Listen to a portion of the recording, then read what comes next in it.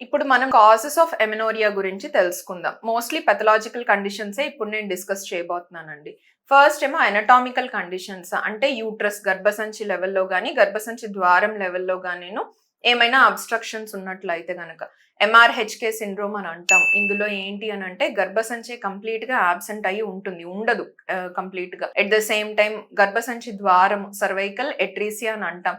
ద్వారం గనక అసలు ఓపెనే అవ్వనట్లయితే గనక దాన్ని సర్వైకల్ ఎట్రీసియా అని అంటాం. అంటే వీళ్ళలో ఆ లైనింగ్ అనేది డెవలప్ అవుతుంది. హార్మోన్స్ అన్ని నార్మల్ గా ఉంటాయి బాడీలో. బట్ మెన్స్ట్రుయేషన్ అన్నది బయటకి ఫ్లో అనేది ఉండదు. సర్వైకల్ ఎట్రీసియా అనే కండిషన్ లో. ఇంకా వచ్చేసరికి ట్రాన్స్‌వెజనల్ సెప్టమ్ అన్నమాట. ఏదైనా సెప్టమ్ ఉన్నట్లయినా గానీ ఈ కండిషన్స్ లో లేదా సివియర్ ఆషర్‌మన్ సిండ్రోమ్.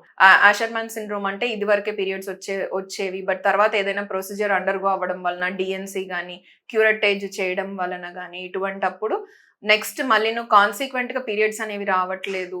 అటువంటి కండిషన్ ని ఆషర్మన్ సిండ్రోమ్ అని అంటామండి. ఇదంతా anatomical cause at the level of uterus. Next వచ్చేసరికి మనకి ovaries at the level of ovaries. A conditions లో ఎమెనోరియాలో ల్యాండ్ అవ్వచ్చు అని అంటే గనక ప్యూబర్టీ లోనే ఒకవేళ పేషెంట్ కి గనక సివియర్ పీసీఓఎస్ ఉందనుకోండి వీళ్ళకి కూడాను పీరియడ్స్ అనేవి ప్రైమరీ ఎమెనోరియాలో ల్యాండ్ అవ్వడానికి ఛాన్సెస్ అనేవి ఉంటాయి.